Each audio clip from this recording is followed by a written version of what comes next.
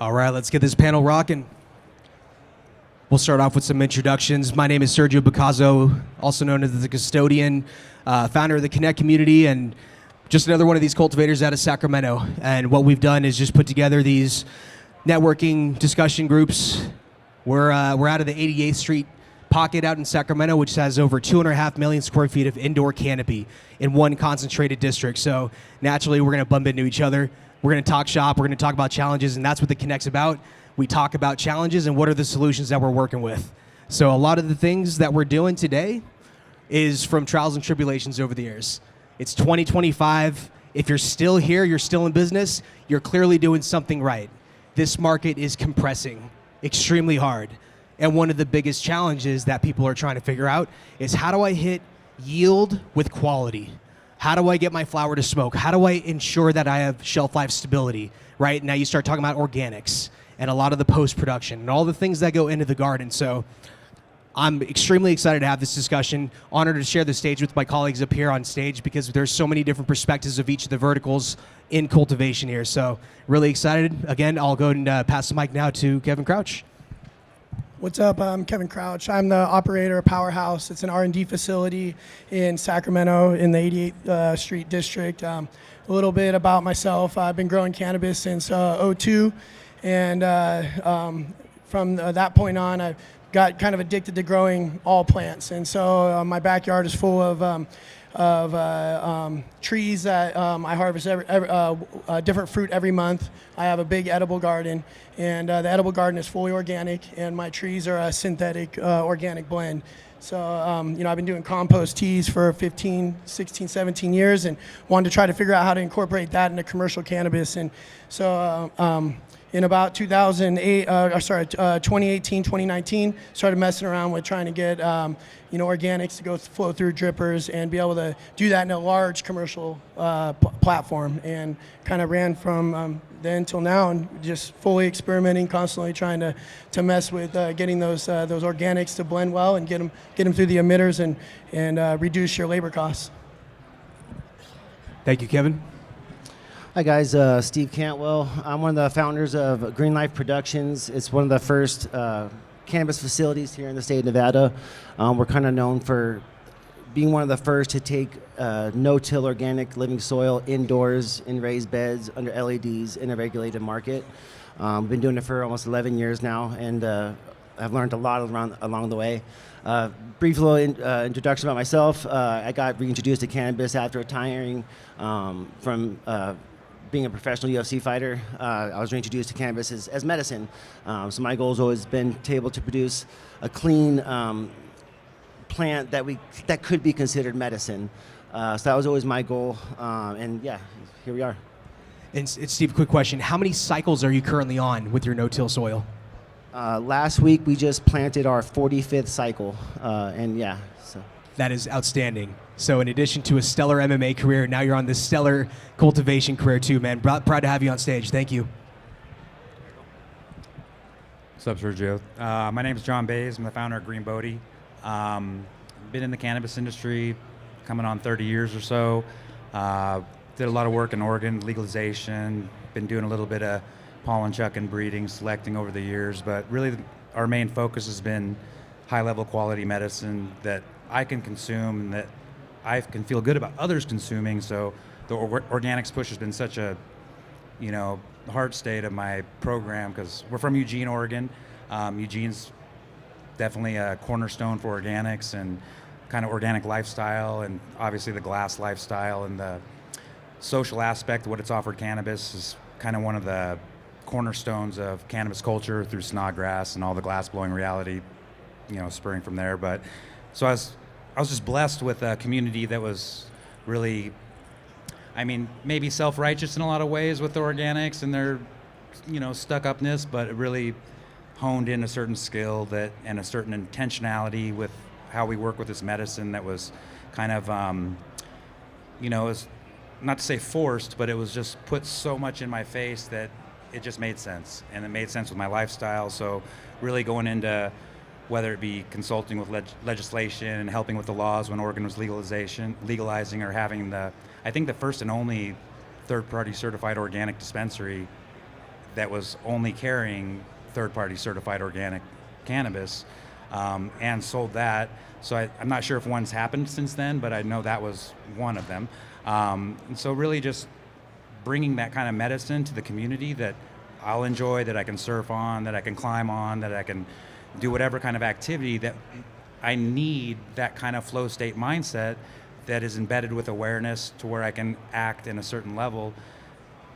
Really the organic lifestyle and organic living, organic foods, non-processed, just leans all over into cannabis, and it's all becomes medicine when it's all entangled together. So that's been the heart of it, really.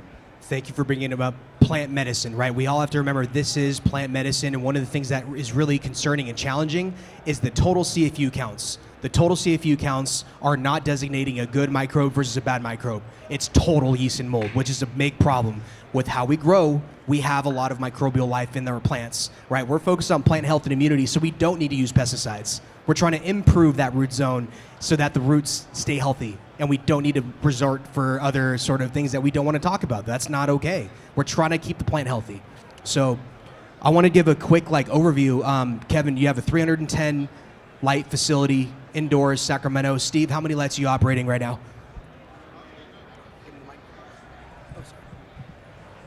About close to 200. About 200 lights. Perfect. John? Right now, I'm basically downsized everything. I was running about 250 lights remotely in different areas, but really we're honing in on just breeding and selecting and, hemp research, that kind of stuff. So this is great. So we have a good size scale from each of you guys, right? So this is really what I want to emphasize with the audience, is really touching on, we're not telling you which way is better. We're telling you what might work for your facility and how you can take and adopt what these guys are doing at scale because it's working for you guys. Specifically with when you start off in the genetics world and breeding and selecting in a commercial environment with organic inputs, you're getting that genetic memory, right? You're going to be able to bring out the best genetic potential from the seed progeny that is being grown with organic inputs. So I don't think we need to go and dive fully deep into what organic cultivation is. I think if you're paying attention to this panel, you already know that we're trying to increase trace mineral counts in that plant. We're trying to make sure that the plant is able to optimize everything through the root zone, but obviously different style of feeding, right? This is what we're talking about with traditional organic input cultivation with synthetic mixed with a little bit of organics going through the drippers, like what Kevin's doing at Powerhouse, and some things that we're strategizing around to keep the yield and increase up with maintenance of that quality. That's one of the things that we're dealing with in Sacramento. Is it's an extremely competitive market. Extremely competitive when we start looking at all the other world famous brands that we see in this audience as well. It's pretty incredible. So doing some things in relevancy, Kev, I'd like to just kind of start out with you, just at a high level. What are you doing to improve plant health and immunity at scale while maintaining yields? Yeah, I think, for this industry as a whole, consistency and getting your costs down is going to win. Being that the price is, much lower than it was when we started this. So, driving yields through, crop steering and plant health and immunity. So if I can combine, calculated stressors with my irrigation strategy and be able to maintain the plant health and immunity with the right organics and microbial blends and biostimulants, I kind of get the best of both worlds in a hydroponic state. And I grow in cocoa here, currently, but I've also done the same strategy in rock wool in a large facility, a 1,400 light facility, and really just trying to maximize the profitability per light, but not sacrifice terpenes, shelf longevity, all the things that kind of go with an organic input. Living soil, to me, you're going to get the best terpene retention. You're, the plant as a whole is going to express itself much better. And so trying to get there, but still have the consistency and yield to be able to, drive and be sustainable in today's industry. Exactly. It's sustainability, it's repeatability, right? I think that's one of the biggest things that we've noticed in Sacramento is we know that the buyers that are coming through, we know where they're going to the next stop. We know when they come back to us because we know exactly where they went and they didn't buy from them. We hear all that, right? It's a small community. really big community, but it's small in turn. So we know that the competitive nature of that has to be about repetition, right? That's how you maintain that higher ticket price. So thank you, Kevin. That's exactly what I was hoping to hear, was just the overview of consistency with quality at scale. Awesome. Steve, let's touch on your approach too. Can you rephrase it, or can you redo the question for me? I'm sorry. Talk to me a little bit about the style that you guys are cultivating with to stay consistent, because you guys have already had a stellar brand with a lot of brand retention, right? We talk about stickiness. You have a very prosumer consumer.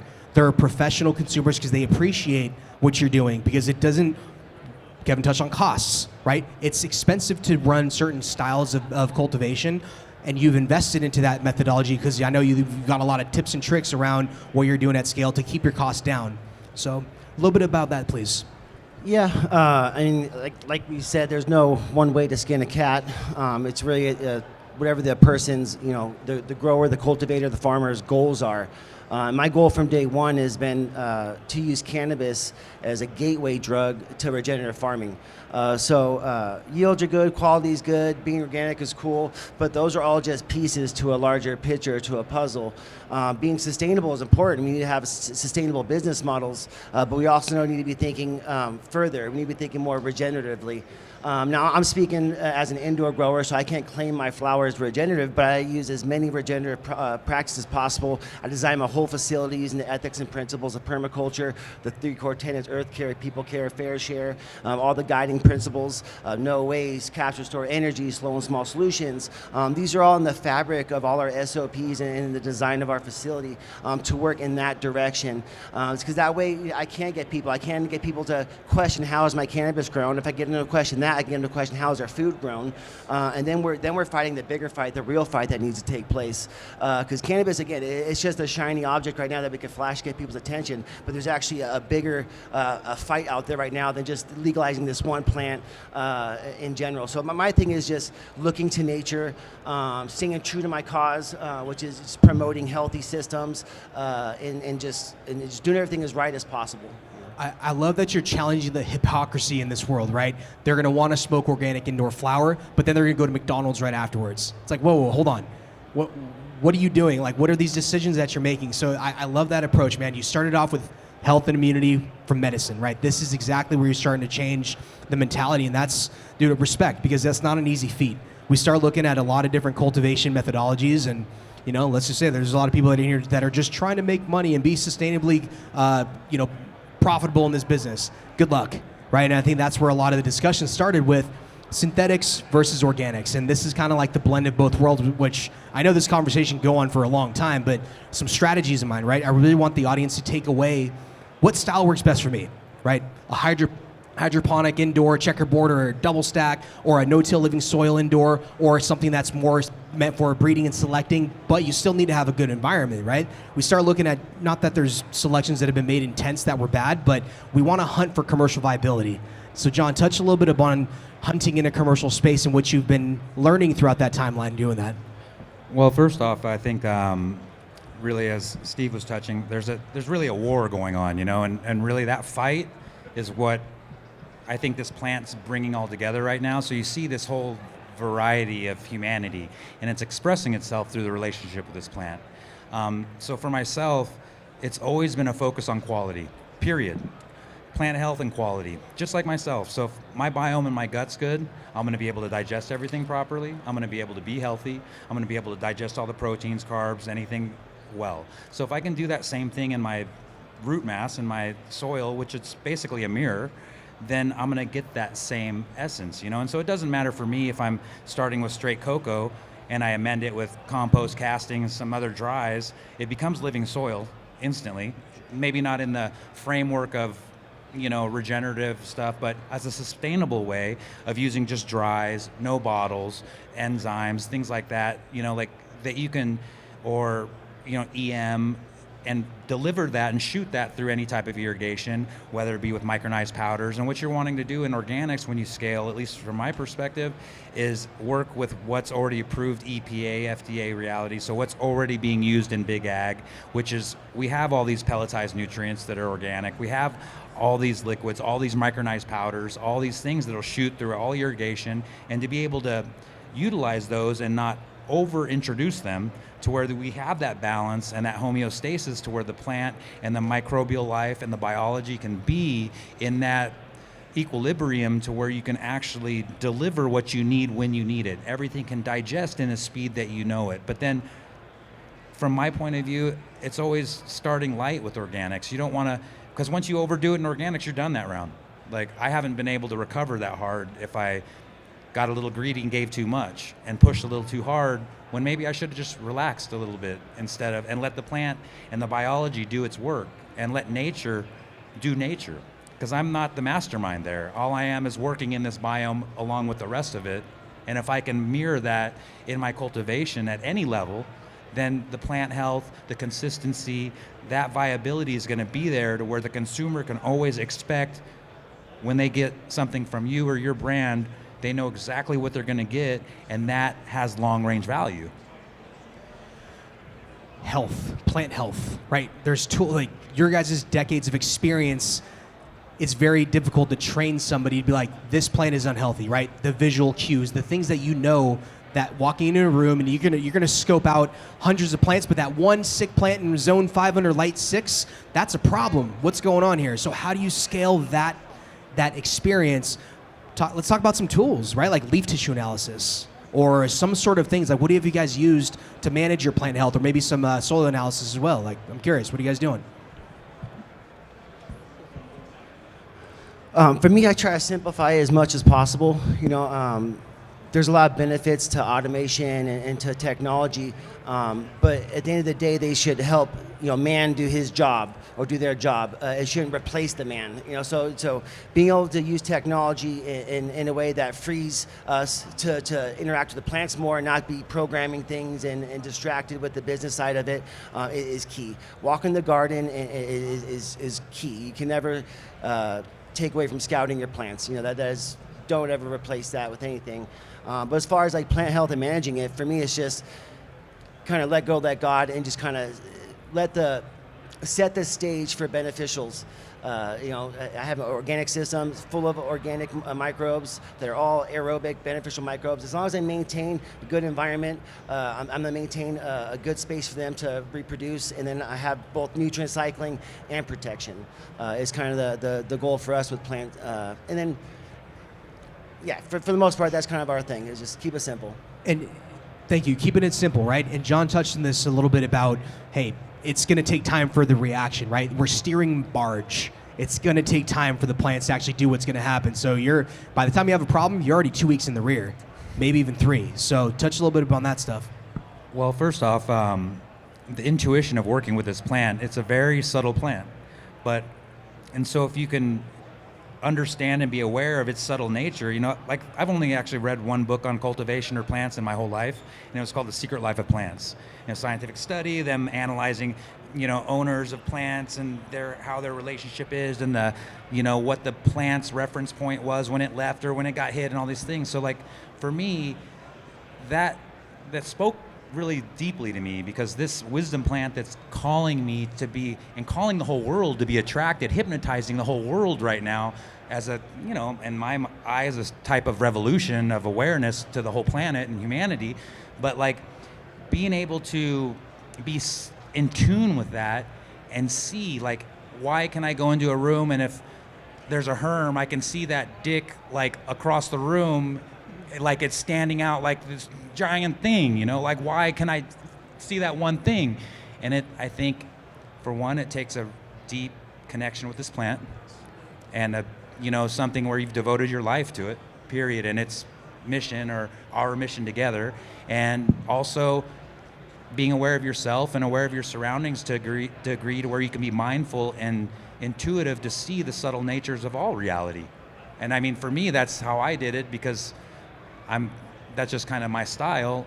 But that, with all this scientific analysis, I mean, I think that's when we start seeing more special things, Go ahead, Kev. Yeah, like you said, I think you can't replace the passion. Same with me. I walk in the room and it's like things just automatically, like you see what's wrong when 10 other people may have walked right by that. That passion you can't replace. But when it comes to growing commercially, I think the better you treat those plants, with organics, or how your irrigation strategy, your soil structure will alleviate those problems that you may have. And you walk in the garden, you might have less of them. And if you don't build that plant health up, then you could be battling problems weeks down the road when you don't want to be battling them. So the better you can have a foundation to build off of with that plant will help you go all the way through and sustain that round, and then over and over again. It just keeps that facility alive, and you don't have as many big hiccups. If your plant's healthy, it's not going to show those signs, and it's going to repel bugs better. So the organics really push that. You're not going to get that with a straight salt system. At least I've never encountered that. Well, also too, I think with organics, it's more predictive. So you have to understand what's happening out versus, with conventionals, it's going to be more reactive. You see something, you can change something, you can crop steer something, you can get it to do its thing differently. That's not happening in organics the same way, at least in my reality. I'm on a 1 week to 2 week prediction of how many milliliters of this dry I'm giving that's going to, once it gets watered in, how it's going to release, that I understand from decades of experience of that touch, so. I was just going to say, too, it's all about being on patterns to details. You find those patterns at work and you just slowly get them dialed and detailed. And to kind of touch on just being the observer, being in the room, working with the plants, vibing with the plants, I would use the analogy, it's kind of like the double slit experiment. Things act a certain way when the observer's in the room. They act how they're supposed to act. But as soon as you remove the observer from the room, they act in a different way. You get a different pattern. So for me, it's just making sure, again, that I'm always in the room. I touch every single plant that I've ever put out. I still top and handle every single plant I've ever put out from day one. And that's important to me, just because, again, we're learning each and individual plant cultivar's language, how they speak, what they're sensitive to, what their strengths are. So that's just important to me, is just making sure that we're in the room working with the plant. You touched on observers, and I know this is like the key buzzword for Kevin, and I've seen how Kevin has built cultivation teams. He's looking for those key observers, right? Because he do everything every single day. He's got to rely on something or somebody and some people that are actually trained to be able to be those observers. Now, Kev, touch a little bit about this, because I think we've all agreed that you cannot be replaced, right? This passion, this experience can never be replaced. That's why you guys are here. Specifically, like when you're building a team, how do you identify an observer in the garden, Kevin? It's kind of like what you said, John. If you can spot a dick across the room, you're an observer. But yeah, there's workhorses, and every garden needs a workhorse. And I think they're great, they're essential. But there's definitely, you see the people stand out, and they'll notice them. They'll come to you and say, "Hey, this doesn't look right," or, there's a herm over here, and depending on the magnitude of what they spotted. It kind of shows their potential in the garden as an observer. And I think being an observer is the hardest thing to teach, because not everybody has that. Some people just keep their head down and want to work. But we really need the observers to be able to be our eyes, or my eyes, to be able to flag problems, or, know when something's not right. And you're also utilizing tools for technology like Slack, right? You've got a bunch of different designated Slack channels, not just for rooms, but for specific things, right? Herm checks or seed hunt, whatever it might be. You're allowing everybody to see how these observers work and operate within a communication forum, right? There's a lot of channels, right? I get it. There's a lot of things going on, but if somebody's constantly seeing, oh, Gino's always catching these herms, man, Gino, how do you see that so effectively? Like, what are you doing, It creates that healthy team environment for them to want to learn from each other. So yeah, and level each other up too, because everybody wants to have the attaboy at the end of the day, or be like, oh, I saved a room, or whatever it may be. We're talking about commercial facilities. Yes, herms happen. This is shit that we have to be cognizant of. So being able to identify these observers and these team leaders that are evolving and leveling each other up, you better believe they're on succession plans with us, right? These are the people that are going to be managing other facilities around the world with us. So at the end of the day, man, it's really cool to see how your guys' teams have been built, especially like, again, we're doing organic inputs at scale. You're living, no-till indoor living soil, weekly inoculations, because, I mean, this is the one thing that we're very curious at Powerhouse is how much is enough, right? How do we measure the total CFUs in our substrate and our runoff? We're actually going to start working with some very cool companies like Easy Micro Labs and being able to measure and do some crystallography imagery and using AI for actual CFU counts and proliferation. We use dissolved oxygen by Chirospace. So we're allowing our plants to receive oxygen, but we're also dialing down the ppms of DO so that the proliferation of our microbes is actually accelerating, because we don't brew teas overnight. We're brewing, or why don't you touch a little bit on that, Kev? Yeah, we send about an 18 ppm DO through the line, so it's already a super high level. So usually it's a quick 2 to 3 hour microbial tea that goes in.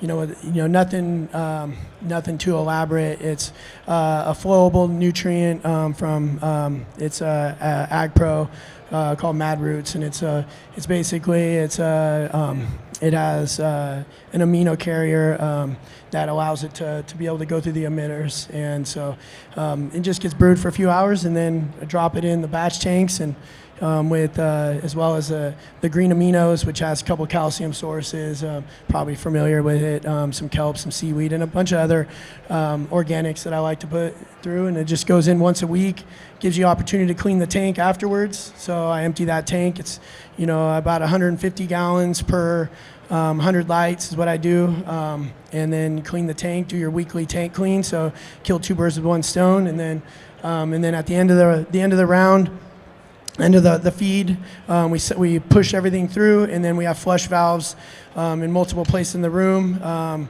Depending on the room itself, we have a double stack, so I got flush valves at the front of the room and then also in the back, so I stage the flush valves, purge everything out, and then purge at the end, and then just go back to my normal feeds. And really don't have any problems with clogged emitters, not from the organics. We experiment a lot, so we have calcium fallout, other things that may happen, but generally not from the organics I put through. So, you always have to battle clogged emitters in any commercial setting. So we just try to minimize that with emitter checks and things like that. Well, and also what kind of emitters we're using. When you are running organics and running different powders and things like that, they have larger size emitters. They have drip rings. They have certain things that can work for, say like container growing in living soil, these kind of things, that you can deliver everything you need, but in a more, isolated fashion. So, so then you can work with different top dressing, different things to where you can give these aspects. But for me personally, like when I was going from smaller to scaled, you have to understand your ROI, right? So then you're like, how do I get all this that I'm using now? And then you start to reduce everything and simplify everything. And once you realize that you don't need 90% of that shit they're selling you, for one, and then you start to realize, I can get everything on this microbial level from worm castings, EM, and compost. And then once that's charged up and rocking, so then it's, you're like, wow, a lot of waters, a lot of waters with EM, and a lot of just straight waters, and EM cleaning emitters. It's like doing magic for you in keeping everything alive, digestible, metabolizing fast, and that's the key, That is the key, and I'm seeing a theme here, right?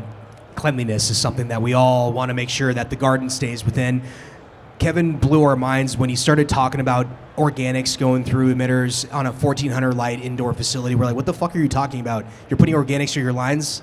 You have 6,000 emitters per room? Like, how is this possible? And you have 0.3 drip emitters. You're crazy, dude. What were you thinking? Yeah, I was trying to build the plant health and immunity. Is what I had been doing for years on a smaller scale at the house. And so how do you replicate that? And it just took some experimenting and having the right partners at, like Mark at Green Grow to help, build carriers that are a little more flowable that I don't have to sift out because, in a big facility like that, it's labor. So any additional labor, and I did not want to hand water, 10 rooms double stacked. So it's more just reducing labor and ease, and then also risk. So getting the right products that I could throw through there and have it not clog. And I do crop steer too, so I like a really low flow emitter, so that way I can wick that moisture through the pot appropriately and get full saturation and absorption. Having not compromising the flow was really big for me because of the actual crop steering side of it. So, crop steering, irrigation. There's a whole lot that we can go down this rabbit hole on, guys. I want to open up the topic to something more about post-production, because this is where I think organic shines. I want to be mindful of our time too, because I do want to get Q&A in. Perfect. We're at the 30-minute mark, so we're going to do one more topic, and then we want to go right into Q&A. But I want to talk about post-production and your guys' strategy around post-production and what you think is going to allow for the best enzymatic reaction in the dry room, because I think this is where people miss quite a bit. And when we start talking about having organic inputs and lifespan in that dry room, I think this is really where it shines. Would anybody like to start off with that? Well, I mean, this it's a big topic, right? And when you go into this like hippie culture of things, when they talk about this 60-60 style or whatever, there's a lot of chance for moisture and microbial, multiplication in that environment. So, I was out at a buddy's spot in Maine and looking at his herb, most beautiful living soil, like amazing, and his herb would look like shit. I mean, the flower looked like shit. And I was like, he's like, oh, this is I was like, man, all I can say is when you're in the field and you have a strawberry off the plant, it's best right when you pick it. The apple right off the tree is best right when you pick it, because the, more volatile terpenes and flavonoids and things that are actually go away quick. So if you can get it into a stable state, in my opinion, as fast as you can, and then cure it out in certain containers and do certain things, so your product's more viable and protected, your investment's more protected, the microbial counts are going to be lower. That's just my opinion, but the post-processing, I think most people lose it there, because you can grow the most beautiful flower, whether it be conventional, whether it be organics, and just completely ruin it in that last phase, whether how people handle it. Like I'm weird in the room. I don't want anyone touching anything. I don't want the flower being touched ever. I don't even really want leaves being brushed. I want people to be doing yoga as they're walking through, and like literally, because they think they're going to get zapped by a laser or something, like it's really important. And then the post-processing and how they're trimming. A lot of people will buck stuff first instead of stem trim, and and certain ways of handling the herb. And I mean, you see these people on mass trimming, how they're doing it. You're like, dude, you do not have to hit that spot 15 times, If your tips are up, you're going home. Bro, like flick that stuff, make it like accurate, make it have character, make it look beautiful like it looked its entire life, you just trashed it. And so that is a point that's a huge, whether it be machine trim, whether it be hand trim by some people that don't care at all about herb or about your brand or about your mission or about your vision. So all those things come in play, Yeah, just definitely piggybacking off everything he said. I ran the 60-60 for a year, or close to it. You can't really do 60-60. I think 62 is as cold as I can get, and 58 got it done in 2 weeks. But it was a slow and low, and the more time on the line, the more probability you're gonna, catch, airborne contaminants and things of that nature. You're gonna give a chance for things that shouldn't be growing to grow. So a couple years ago, I actually reached out to John. I kind of started speeding up my drying practice, and I thought I was gonna share some information with him. He's like, yeah, dude, I know, that's what I do. I mean, he kind of bounced some ideas off each other and really tightened up my game on the end. But it's really important, in my opinion, if you're working with living systems and you're using, beneficial insects and all these things to hand trim. You can do all the things right, put it through a machine. God forbid you have, a pirate bug, a ladybug, something that's beneficial. Nobody wants to bite into an organic apple and chew on a worm. Being organic doesn't justify that, right? So you got to make sure you take the time to QC to make sure that, problems don't make it to the consumer, if there, God forbid, there are there. So I feel like hand trimming is part of that, and taking it serious. Agreed. And you mentioned timeline of drying, right? So the traditional 2 weeks, 60-60 is that's moving aside. Like, how short of a window did you bring down your dry time? We aim for 7 days now. I do that so I can have a weekly schedule. So if we harvest on a Monday, we're bucketing it on a Monday, and that's the intention. And sometimes it might be a day early or a day late, but the target is 7 days. Yeah. What about you, Kev? Yeah, I don't make it easy on my team. I do a lot of strains in a room, and I harvest them when they're ready. So we have 2 dry rooms. So sometimes I'll put a couple rows go down first, and they go in one room, and then the rest of the room may go down in the other room. So thankfully we have some flexibility, but really it's what your dry room capability is overall, and knowing that dry room. Generally our yields are really big. I have really big buds, so knowing where to put them in the room, even because there's microclimates in your room, and having really good air movement, I found. Help unify that air in there helps just overall an evenness in the dry. And when I first started commercially, I was like 14 days as well, 60 and 60, and now I'm down to, I start the dry process at 67 degrees and 52% for a couple days just to get the water activity down.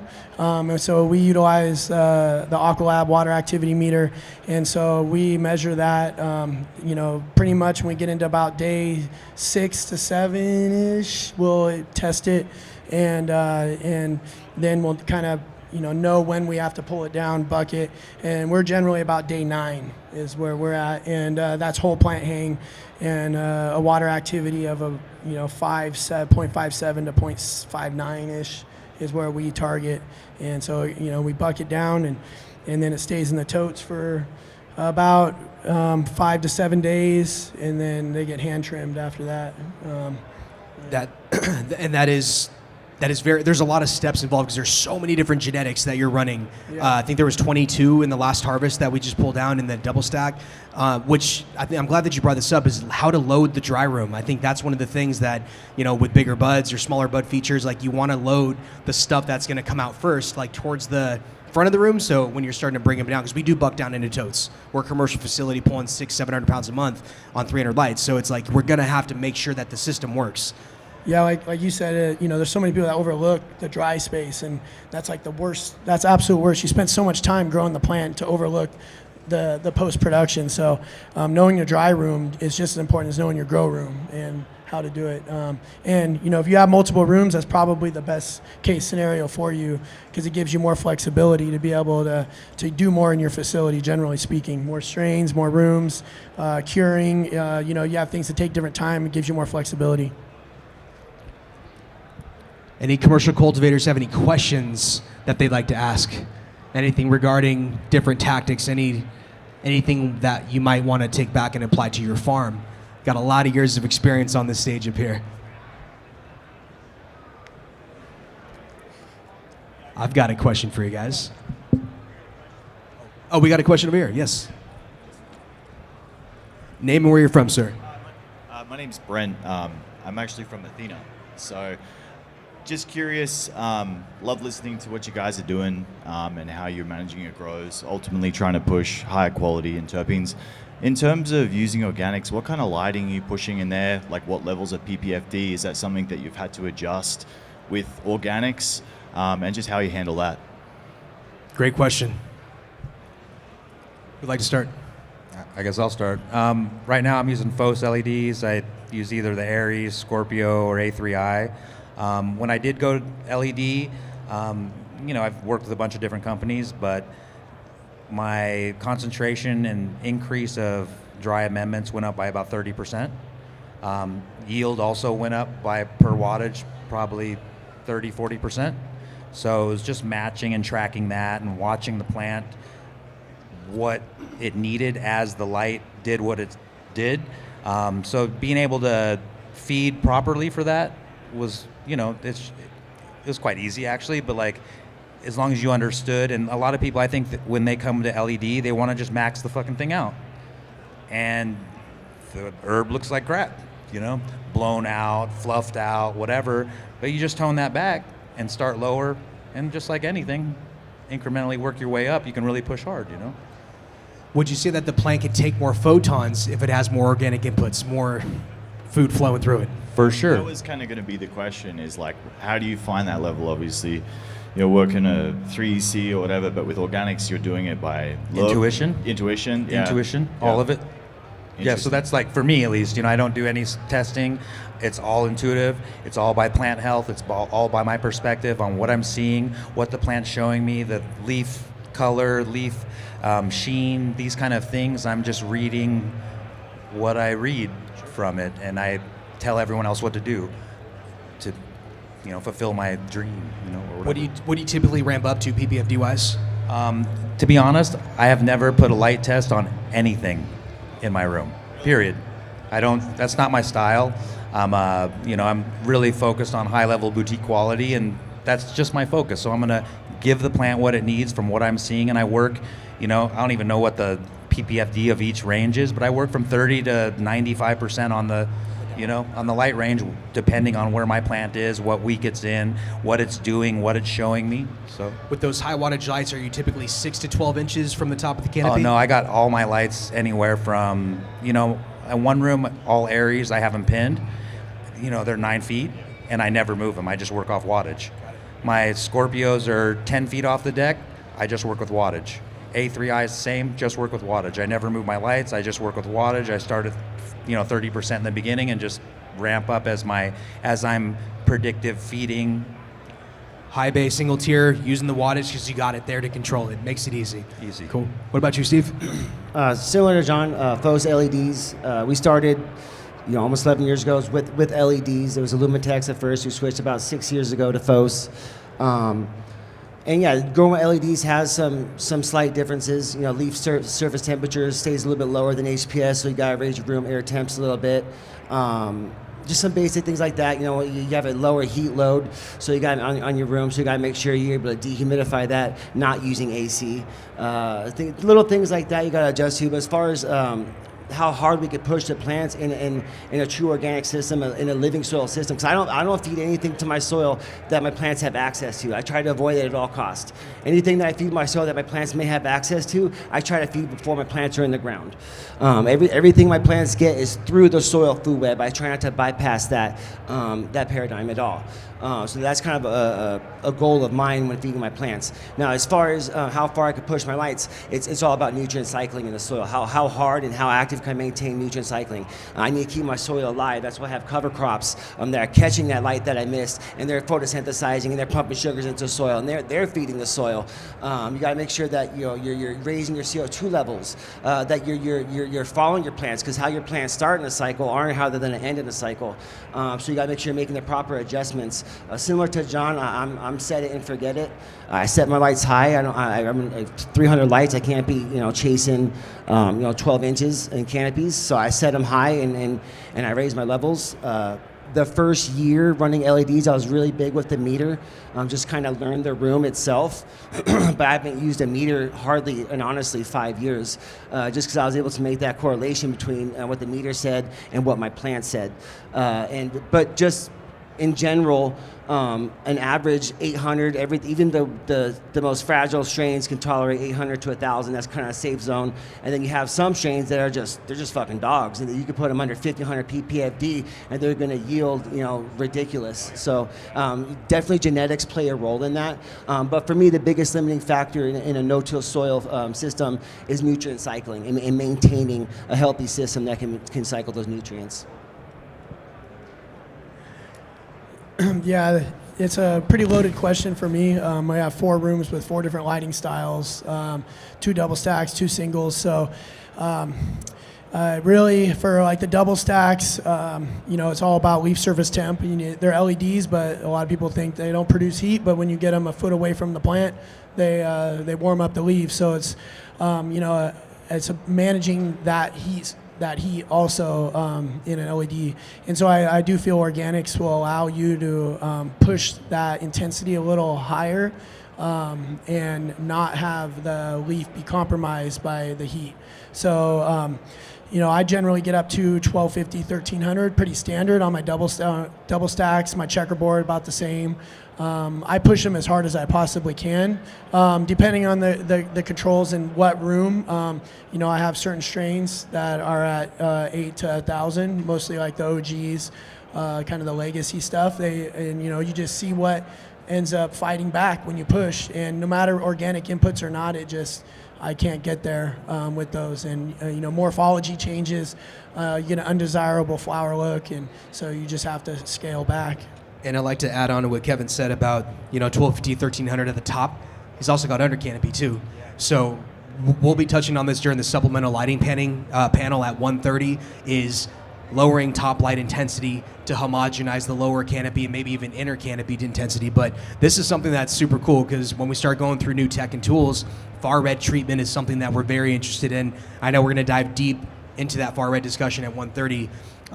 But anyways, yeah, that's something that I know, Kev, you're touching on because these plants are just chugging, right? You probably increase feed rates by 25-30% roughly. Yeah, at least. I mean, we use a lot of dissolved oxygen too, and I think that helps uptake. So. Great question. Yeah, but generally, the harder you push, the more you got to feed in a hydroponic sense. So. We're gonna tap onto this question as well. How does this correlate to yield, right? So more photons, less photons, equivalent to yield. It really is strain dependent, 100%. So, if you have a plant that can take that extra yield, and as long as you're environmental, the higher your PPFD goes, the more your climate has to be balanced.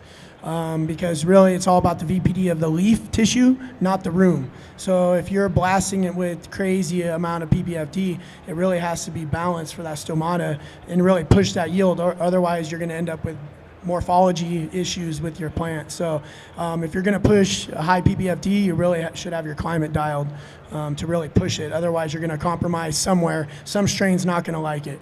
Right, and Steve touched on this earlier too about increasing CO2. What kind of CO2 rates are you pumping up to? We're generally around 1,400 is what I usually, and it's probably a bit more than what we really need, but I also don't want it to be a limiting factor because I do push the plant really hard. So. The piggyback to that question was shelf life stability with organics, and what are you guys seeing in terms of a conventional grow flower versus organically grown flower? I mean, I'm kind of biased, so I don't really see conventional flower that I'm impressed with. I haven't seen a jar in my life that I'll smoke over my jar. Not one, ever. So that's just my own personal perspective.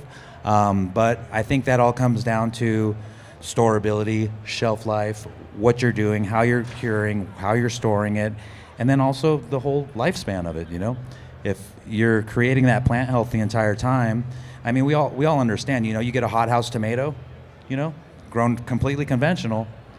Most people don't choose that over a epic heirloom, mangled looking purple and red tomato. It just don't happen, So there's a reason because of the flavonoids, terpenes, things that are expressed when you have this high level complexity of soil biology and, all that. But that translates into the cure because all of that metabolization of terpenes, flavonoids, things on volatile level and them changing as things cure out.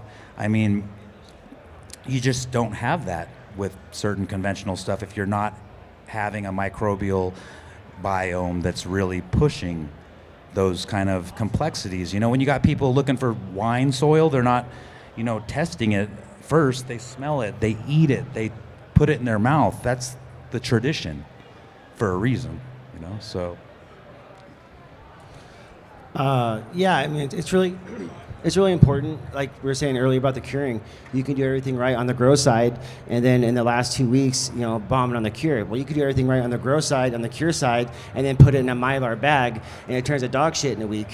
So I really feel like you got to follow through quality from start to finish. So like we package in glass jars. We have we're fortunate enough to where we can trim and package and distribute our own products, so we have control over its well-being. It's not being stored in a 200-degree Connex in some warehouse. It's stored in an environmentally controlled room until it gets delivered to its end user or to the dispensary. So that to me is real important. Again, touching on the whole regenerative side of things, we package in glass jars, not just to be cool, not just to preserve the cannabis, because we're trying to promote regenerative use. We're trying to get people to recycle recycle those jars. We have recycling programs where people could come in and bring the jars and they get a free joint or a hat. And we're just trying to plant that regenerative seed in everybody's mind. If it's just a simple little flower jar, that's how we use it.